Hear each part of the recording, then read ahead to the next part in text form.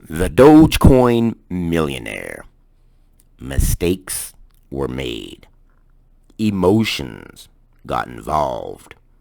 And emotions will get you wrecked. What is going on, everyone? Welcome back to the channel. Glauber Contesoto, also known as the Dogecoin millionaire.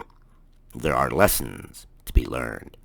We don't only glean information and life lessons from people's successes and the attempt to try to repeat their successes and in fact improve upon them. We also learn from others' mistakes and how to sidestep those pitfalls. And the Dogecoin millionaire had some pitfalls. His first pitfall: take some profit. There is no shame in taking profit. In fact, it's the opposite. Taking profit is what you're in this for, so if you have opportunities to lessen your risk or take profit, then go for it. Here's an example. Algorand. When Algorand dropped to that, what was it, 31, 32 cents, somewhere around there, I bought some. And then it went up to 40-something cents. And that difference from that 31 cents to that 42 cents of the 100,000 Algorand that I got, I took that in cash.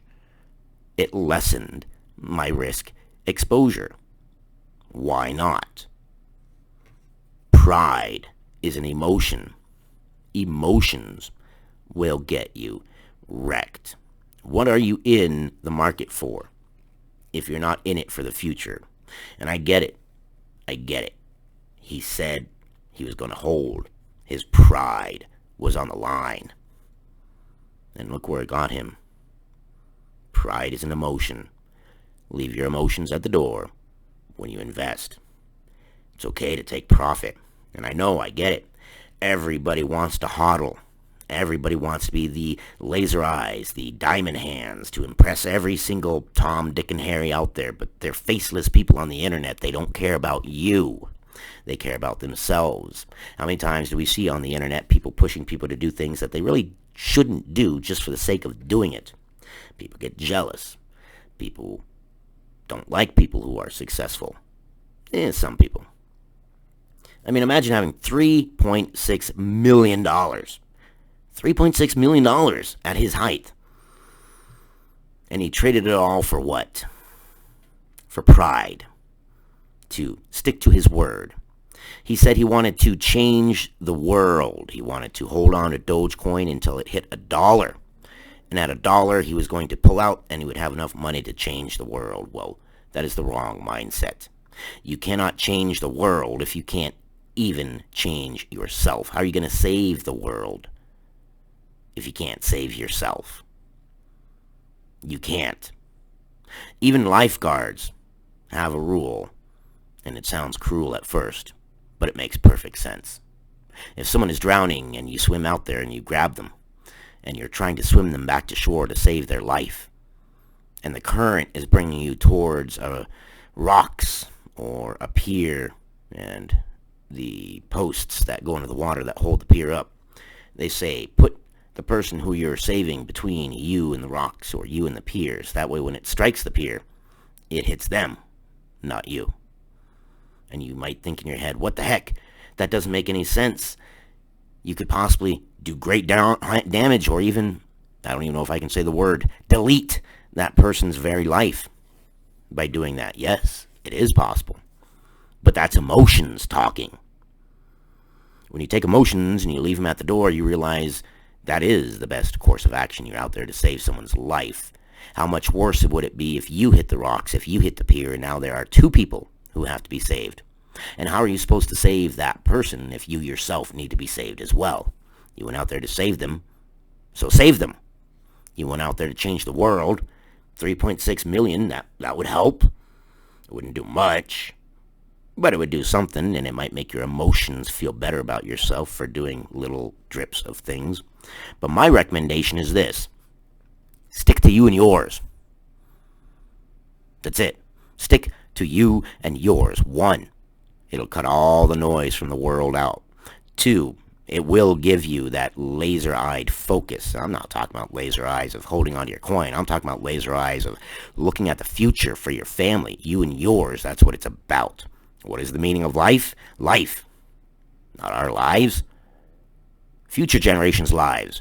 How do you improve future generations' lives? You put emotions at the door and you quit trying to impress everyone else. Stop it. You want to be successful. You want your family to be successful. You want 6 generations from now to look at a portrait of you and say, wow, that person made some amazing decisions and our entire family name is better off for it. That's what I want. Another lesson to be learned is, your word is worthless when it comes to money. Successful people are going to offer advice, and they always mean well. And you can take their receipts and look and see what they've done. Why should you listen to them? Don't let your emotions get in there. Don't let this is a famous person. This person has been the exception to the rule. This coin was a meme coin. It shouldn't have been able to do anything, but you know what? A once in a billion life shot. And he blew it away. And he's still giving advice. And was successful at one point. He's definitely famous. So should we take his advice? No, that's another emotion. Pride does not belong in the markets. Pride does not belong in the markets there. I'll re-say it. Pride will break you. Pride will leave you broke. Pride is just another emotion to stifle down. It's about you and your family and making you and your family successful. Everybody else out there is just going to spew whatever they're going to spew. Ignore them. A lot of people say that the Dogecoin millionaire was kind of in a tough spot because if he sold, he would be going against his word. I think people would have forgiven him over time. I think going against his word and being a multimillionaire, people would have said he went against his word, but you know what? He's a millionaire, so I can't fault him on that. You know what? People change their minds all the time. And those same people that were telling him to hold, they're the very same people who would have cashed out at 1 million. They wouldn't have held to 3.6 because that's the way the world works. And I get it. Being a man of your word is an honorable thing, but when it comes to your money, when it comes to the future of your family, their security, their safety, pride has no place. And he's still at it. He put a tweet out just the other day, June 12th, 2022. Slum Doge Millionaire at Pro the Doge says, I turned 180,000 into 3 million. And then you lost that 3 million. Well, come on, be honest here. Add to your tweet. Be real. Yes, you turned 180K into 3 million, but then you lost it. You are not someone that people should be like. You are not someone people should strive for. Your situation was an exception to the rule, and you going out there and trying to encourage other people to do it is irresponsible, but I get it. He wants other people to buy Dogecoin because he wants to be rich again. Why wouldn't he? He continues, he says, whether or not I cashed out, I showed you it was possible. Pretty soon, Dogecoin could be back to where I bought it. This gives everyone a chance to do what I did. You mean make it and then fail? No, thank you. No, thank you. And with Dogecoin going off like it did, that was a once-in-a-lifetime thing. What are the odds it goes up again? Not unless their tokenomics gets completely revamped. Not unless it has some amazing use case scenarios come up. No, it won't. But what are you going to do? I get it. I get his sentiment. He wants everyone to buy it. Because if everyone buys it, well, he'll be rich again. And what does that lead to? Greed. You know what greed leads to? Losses. You know what losses lead to? No good. That's what it leads to. You get enough losses stacked up and you get your family looking at you and you get weird. You get to the point where you want to get back to where you were before, so your family has pride in you, I guess. Another emotion. I can't think of the right word that I'm thinking of. That thing where your family is looking at you and they want you to be back to the way you were. That kind of thing. But greed. Greed breeds losses. There's a thing called the hot hand fallacy. It basically makes us think that we're on a winning streak. And because we're on this winning streak, we're going to keep winning. But I've said it before, a stock, a cryptocurrency that is green and nothing but green would scare me. I wouldn't want to be in it. Because at some point, someone is going to get caught holding it. And I don't want that to be me. It's a delusion. We get on this winning streak and we think for some reason that winning streak is going to last. But winning streaks are known as winning streaks because, well, they're very far and few between. And greed, boy, greed is a hard monster to resist. And I get it. You want to maximize your earnings. You want to maximize your profit as much as possible. But sometimes that can cloud judgment. That's why I say write down your plan and stick to your plan, because when you sit down and you write your plan in a quiet place, you've got no distractions. You can sit down, you can see where your finances sit. You can take a bigger picture of where you stand financially, where you want to be financially, and stick to the plan. And I say write it down because once it's written down, whenever you feel like going against your plan, you can go to your plan and say, no, my plan does not say that. And my plan for Algorand is pretty set. 2030, that's my target date.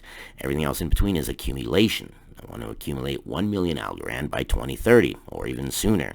If I have more than 1 million Algorand by 2030, then even better off. 10,000 transactions per second, 1 million Algorand, $200,000 a year.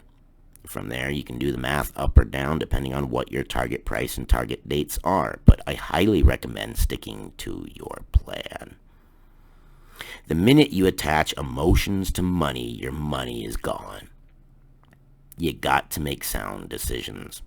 You can't max out a credit card. You can't take a loan out on your house. You can't borrow from Uncle George or Aunt May or any of those people. Don't do that. That's emotions. That's excitement.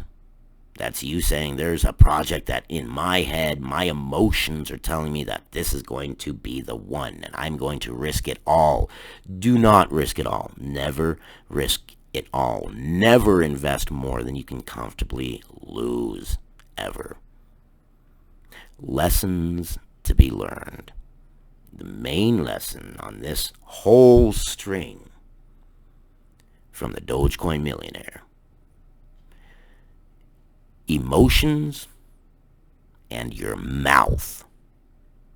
Those are the two biggest enemies in investing. Investing with your emotions and opening your mouth and painting yourself in a corner, which is exactly what the Dogecoin millionaire did. He said he wouldn't, and gosh darn, he didn't. He said he would be a millionaire. Gosh darn, he isn't, because of emotions. I appreciate you guys. You guys are amazing. The crypto market is a burgeoning new market, and we are all in this very early still. It has a long ways to go. Through all these dips, through all these rises, these crashes, these crypto winters, these bull runs, these green candles, these red candles, all these things in between, ignore them. You have a target date, you have a target price, a target whatever. Stick to your plan. Mine is easy. My method of investing is painless. Requires almost no effort whatsoever. Almost no knowledge because I'm not a very smart person. And I just have my plan, and I stick to it, and it works. Emotions at the door. I appreciate you guys. I love the engagement. Comment, like, and subscribe. Heck, that would be amazing too. You guys are patient. I appreciate you guys. And I will see you guys in the next one.